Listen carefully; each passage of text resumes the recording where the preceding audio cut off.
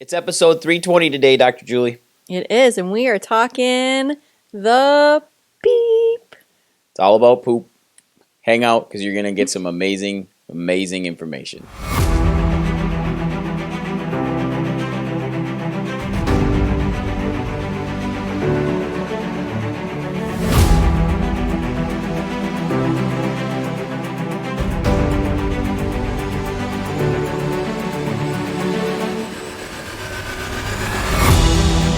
Hey everybody, welcome back to the Prime Podcast. I'm your host, Dr. Skip Wyss, and as always, I have the beautifully, wonderfully radiant Dr. Julie today. Your hair is looking good today. It's a little poofy. It's big today. It's big. It's Tina Turner Day. I think it's pretty. I really do. I think you look really pretty. Background makes you look popping. All right. Nice and bright. We'll go with that. So we're speaking of popping. Let's talk about some pooping. Pooping. Well, constipation, right? One of the big things that parents deal with on a daily basis, and adults alike. I would say, and adults. A lot of people are full of. That is true. Like one of the funniest things is when we get new patients in, and they'll I'm talking to them on the phone because here at Prime Family Centers, everybody gets a consult over the phone. We do a phone consult right away, and usually get a chance to talk to me within hours. Pretty quickly. And it's always, Dr. Skip, full transparency. And that's when I know, or it's, I don't want to get too graphic, but we've heard it all. We've seen it all. That's when I know when they say, I don't want to get too graphic. We're either going to go into GI poop talk. Consistency, color, smell. Yep. Or we might be talking about, PMS, sexual function, we should have a chart of if your poop looks like this and if it's like this, and consistency and texture, because that also is the true testament of how healthy or how sick you are and deficient in so many different things, which I'm sure we'll talk about. Well, let's talk about that right now, because there's that adage of, does your poop float? Yeah. Does it float? Well, I'll tell you this right now, poop don't float in a diaper for kiddos. No, it can be really sticky. Yep, it can be sticky. It can go all but normal consistency of bowel movements in a breastfed child should be yellow, orange, and seedy. Mm-hmm. It should not be what color? Black and tarry and sticky. Yep, and green. Mm-hmm. Green is one of those colors that's a flag right there. When a child is going to the bathroom in the first 6 months of their life, if they are exclusively breastfed. Now, when they're formula fed, their stool can look any color. Actually, it can actually gets kind of brown and pasty looking. Sometimes chalky, sometimes gritty. That's a common thing that parents talk to us about, is gritty bowel movements with their kiddos, and really super sticky, doesn't wipe off easy. Those are all signs that we've got GI hypersensation. It's more difficult for the baby to digest whatever that formula is. Yeah. Well, and it's difficult to digest stuff with mom, right? So, and typically when we're talking breastfeeding right away and GI and babies, because this will come into adulthood. Don't worry, we're going to move there in a couple minutes. But GI problems in kids, the poop is what shows us. The GI shows us, and then their skin shows us as well. But a lot of moms will go through this massive elimination diet. They really do. Yeah. And they really do. And what happens then is they start malnourishing themselves. And as a society in the United States, we are overfed and undernourished.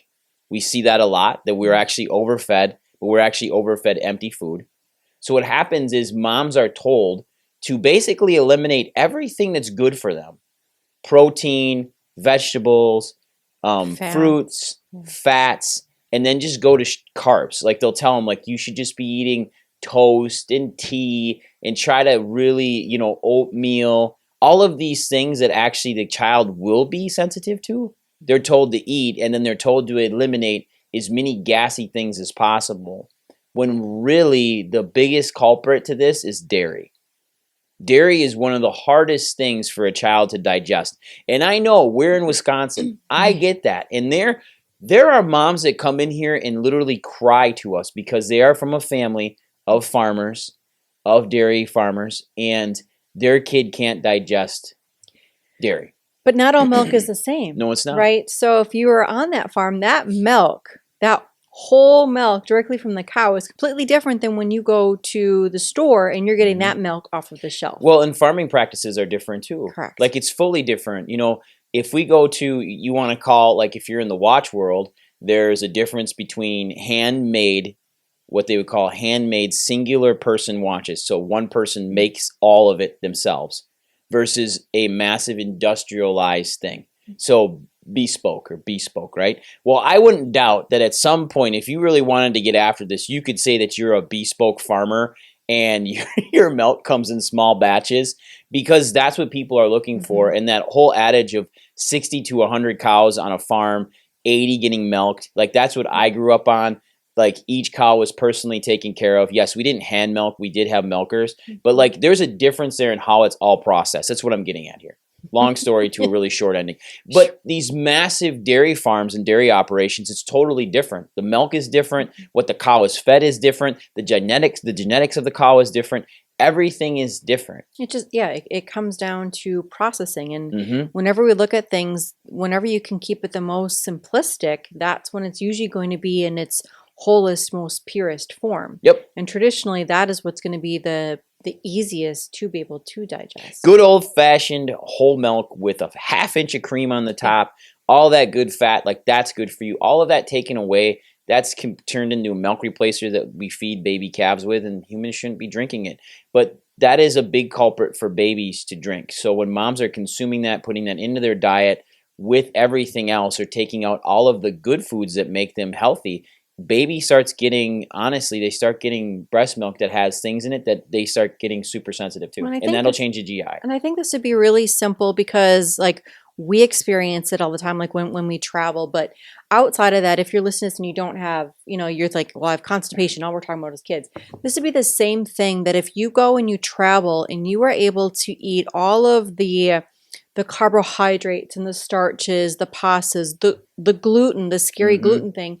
If you're able to eat that everywhere else in the world except for the US, it comes down to the manufacturing process. Because anytime when you start to look at that label, like it's refined. Well, we don't need to refine anything, but that's the problem, is because the thing itself, the wheat germ, the wheat itself is not what's difficult for us.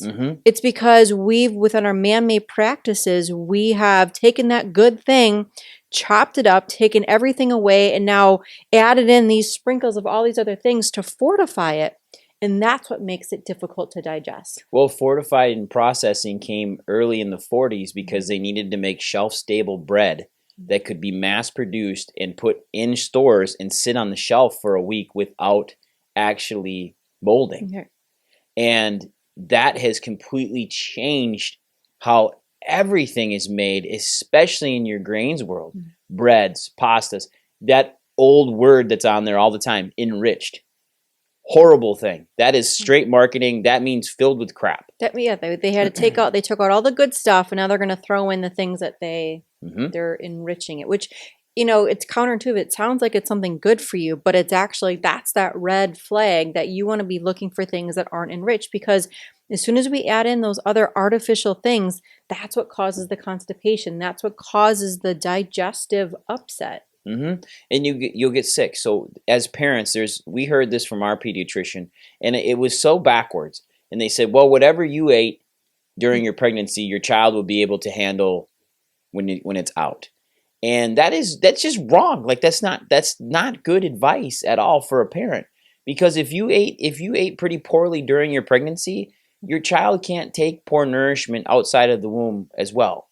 So you need to actually clean that up, get a little bit better diet in, lots of protein, really good fats, avocado oil, keep your seed oils out. Butter, olive oil, tallow. And that's going to be like the hot topic now is the seed oils. And it's not anything that's brand new, but people are finally shining a light on it, of how dangerous, and it's what's keeping so many people sick. Well, they changed the name of it because before that it was corn oil. So they just went in and talked about seed oils again, like sunflower seed is another one. We had a patient in here, actually, we had no idea. They were drinking a shake product that we had actually sold them. And she's like, I don't understand why I feel so tired when I drink this. And I'm like, okay, we got to get into this. And she, at home, turned the label over and she said, hey, Dr. Skip, I just want to let you know there's sunflower oil in this. Yep. And I'm like, whoa. And she goes, repackaged it. And they repackaged it and reprocessed it. And she's like, this is why. She stopped it. Felt great. And we don't sell that product here anymore. It's actually gone off of our shelves. We stopped carrying it. But the thing is that was a good product, but we didn't know that they still had sunflower in it. And that those seed oils can be really tough on people. And it's really hard on your babies as well. So this fortification stuff that we put in, extreme issue now. So let's go back into a little bit more of this constipation as kiddos.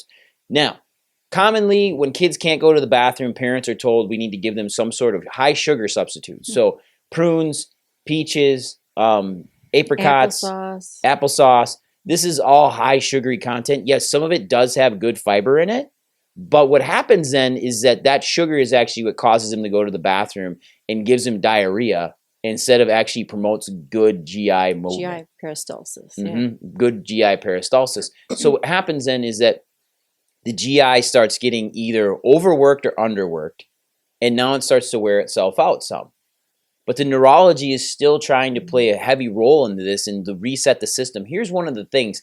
The body always wins, no matter what we do. We put something in that's synthetic. We put something in that's man-made. We put in different chemicals and things into our body to try to get it to work differently. It will always win and come back on it. It'll change everything. One of the biggest things that parents are commonly prescribed is MiraLax. And you talk to a lot of really good pediatricians out there, they don't prescribe MiraLax anymore because it changes the entire GI. You talk to pediatric GI specialists like in Madison and the ones that are at really good, well-off, good pediatric hospitals, they hate MiraLax with a passion. I'm not sure why it's still on the market of how dangerous it is. It is dangerous. And it changes the entire, I have a little one right now that was on MiraLax for over a year. And we're wondering why, like literally me and mom are talking still. Child's been under care for 2.5 months. And we're seeing changes in GI function. Particularly, we're seeing changes in urinary function, like she's getting sensation to go to the bathroom. She knows she has to go. She'll sit on the potty and go. But even now, after we cleaned up the diet, switched over to a magnesium supplement to actually help and absorb and help the body, the GI still is having problems. And the reason why is that it got so laxed and got so expanded that this pediatric GI that I was talking to said that basically the colon becomes floppy, which is... Floppy is a bad term in anything describing the body. Okay, Nobody wants floppy anything, especially a floppy colon. I'm like, yeah, there's not anything that you want floppy. But what happens then is that colon gets overexpanded. It's called megacolon, but the biggest thing is because of megalocolon, the GI gets so big and so expanded that the peristalsis that's needed to move the bowel and actually move it out, it can't do it. So it's tired. It's wore out. It's lost its grip strength. Rigor. I don't know. Rigor's better than floppy. Okay. Yeah. But it's lost its strength and actually to squeeze that GI material, that fecal material out of the system. So then they just get backed up and backed up and backed up. And then when the kid does go to the bathroom, the thing is that the bowel consistency, the poop consistency, even in adults, it's thick. It doesn't wipe off. It's tarry. Nobody wants to wipe that off themselves or their kids. Well, and it's painful because lots of times it's deficient of the liquid is what makes it soft, right? And so lots of times it's coming out and it can be extremely painful. So like maybe you felt it as an adult. So imagine that as a child of trying to avoid, and then it's just like, well, that doesn't make me feel good. Why would I want to do that? And then that's where the emotional, the psychology aspect comes in of like, then we're holding in our poops. And then like, man, of all like the different Facebook groups of like, well, just take the thermometer and go in there and rectal stimulation. You have to be really careful because it's not like it's just like a simple hose a tube that you can go in there and just poke around on, because like that can also create damage in there. And it's just like we want to do what's best, but it's just we need to go back to the whole program and allow it to actually do that function and relearn what it needs to do. And as an adult, you can sit there and rationalize with yourself like, man, I ate this, man, I ate that. And now like this bowel movement coming out is, you go and eat nachos full of jalapenos, like it's going in hot, it's coming out hot. Like you can rationalize it in your head, like how that's happening. But as a little child, they can't sit there from poop to poop and say, yeah, I know why this one's the way it is. Or, man, I really shouldn't have eaten that thing that sat out on the counter for 10 hours and then I just ate it. Like, so, like you can do that as an adult, as an educated person, but as a kid, you can't. So then you immediately have this phobia of going to the bathroom. You have this phobia of how you're feeling, and then you start thinking that the toilet's what's causing this issue, or the diaper is, or the parent that I'm around is, or like, so all of this stuff that should be a bowel movement should be a fairly positive experience, and it becomes extremely negative. Now, as an adult, we see this too, and there's a lot of different fiber supplements that adults can take. It's typically what they take though is psyllium, which is corn husks, and there's no nutritional value to that. So what it does is it binds up processes in the colon and then takes things out. Pulls it. But if we want to increase motility, we need to, one, increase lubrication. That's the key. So good fats need to be in the diet. And also you need to be taking, if you're having GI issues, drinkable aloe is something that's super important to actually help line the gut with mucus. It soothes it. Makes it slippery. Yep, it does. Well, slippery elm is another one you can take. That's a supplement that you can take as well. Slippery elm is great. Okra is great. Okra pepsin, all of that actually starts lubricating the GI tract. Any mucogenic foods, what we mean by that is foods that actually can produce mucus in the system, help aid your GI and digestion. And the other thing too is being low on stomach acid. Right. Same thing in kiddos as well. So what I find really, really disturbing is that as a society in healthcare, we seem to think that anytime the GI is off, that it's due to an acid issue, but it's on the back end of the acid. So it's actually reversing the thought process. So we sit there and we're like, okay, if the acid is off, acid can never be low. It's always high. Therefore, we need to reduce it. We see it in kids because they give kids stomach acid medication to reduce the stomach acid, which they're hardly producing anything. So why are we shutting it off? And then we see it in adults, and we go in and we shut it off again in adults, when really we need to increase acid. We need to increase the acid. And the easiest way to do it is apple cider vinegar in adults. And that's the test. It's very simple. You take a shot of apple cider vinegar and you swallow it. And if it reduces your heartburn, you're low on acid. If for some reason, which is rare, it increases your heartburn, have some Tums next to you, some bicarbonate to decrease that acid, because it's rare. But that's due to, usually you've got an ulcer and all sorts of other things going on in there. Yeah, and I mean, it sounds counterintuitive. Like you have that acid, you had that burning. Why would you want to add more to it? And it's because there's not enough to do that digestion. So that's that food that's coming. That's that burning sensation that you feel coming back up. Yeah, because your body doesn't want things to come up. It needs it to stay down so it can absorb nutrients and live. But if it wants it to come up, it's because it can't digest it. There's nothing worse than that feeling. It's horrible when you're burping that stuff up, and it's like, it bugs you because you know it shouldn't be that way. I mean, and that's where like Tums, like they say it's for the calcium. I mean, that's $1 billion industry. So, I mean, it's really, really good marketing, and you can feel like you're doing great by eating those, but that's not helping the problem. It's actually making the problem worse, and it's prolonging. Well, that product you just mentioned is completely counterintuitive for calcium absorption, because you need high acid. You need normal acid amounts in your body to actually absorb calcium. Well, and that's why they say it's really great marketing. It's such a change because it's such a hard thing in backward sense. It's almost like the professions out there, there's more money in keeping us sick than keeping us healthy. You don't say. Yeah, there's more money in keeping us sick. And you start looking at all of these things, and this isn't one of those things where like I want to get Debbie Downer on it, but it's something that you really need to understand. Like it's more lucrative for me as a chiropractor for you to constantly be in pain and come in pain, because it's very easy. It's very easy to get you to come back the next day. It really is. It's like you're in pain. Oh, I'll see you tomorrow. We'll try to get you out of that, which isn't what we do at our office at all. Like ours is full on neurological, spinal based communication. Above, down, inside out. Brain runs the body. The brain heals the body. We need to get the body healing and keep the brain in contact. Not let's get you out of pain. Like that's an easy thing. And it's the same thing with constipation. If we set out to treat the symptom will eventually change. But what's the underlying issue? And if the GI is off, you see the last podcast we were on, we talked about colic. That's another sign that the GI is off.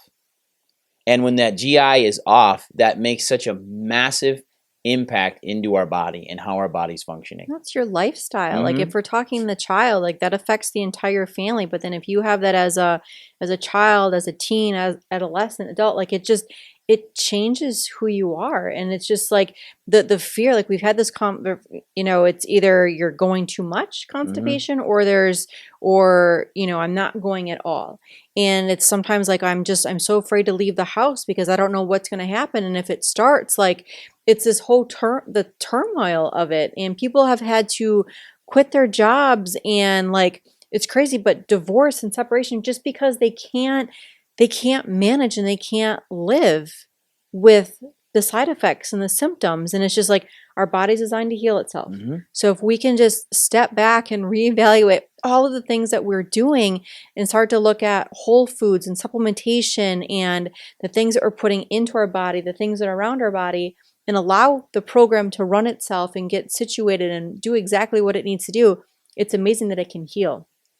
But it takes time. This isn't something that can just like, if it's 2 adjustments or 1 supplement that's going to change the program, it takes the repetition, and we just need to take the time. Like if we really want to heal and be better, we have to be dedicated to it. Like there's like if you want to run a marathon, you're not just going to go out and just be like, I'm going to run a marathon today.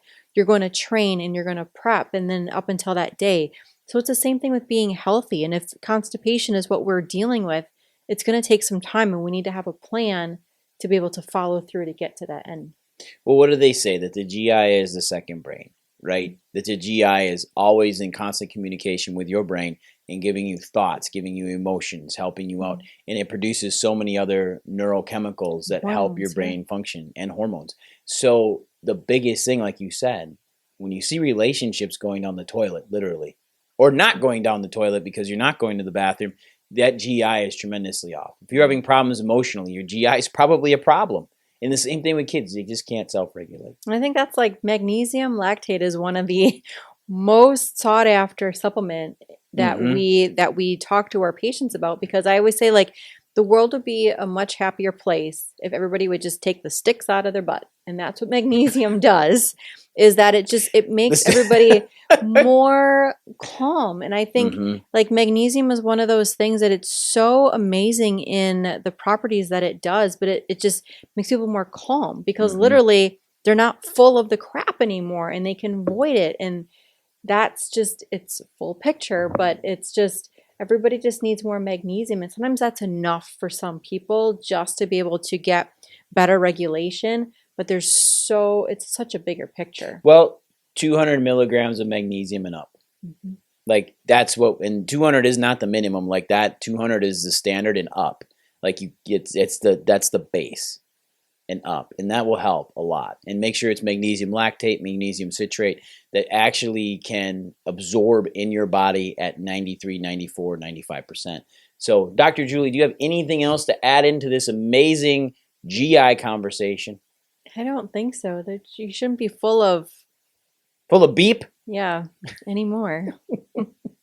Well, you guys know as well as Dr. Julie and I that we are constantly trying to get this out to as many people as we can. Subscribe, give us a thumbs up, pass this out, share it, view it. All of this helps us. It helps get everybody in your community and our community active and healthy. And that's what we're setting out to do. We want to reach over 1,000 subscribers this year, and we know you guys can help us. So if you know anybody that needs to hear this, share it. We love that you're listening. Thank you so much. Have a great day, everyone. Bye. Bye.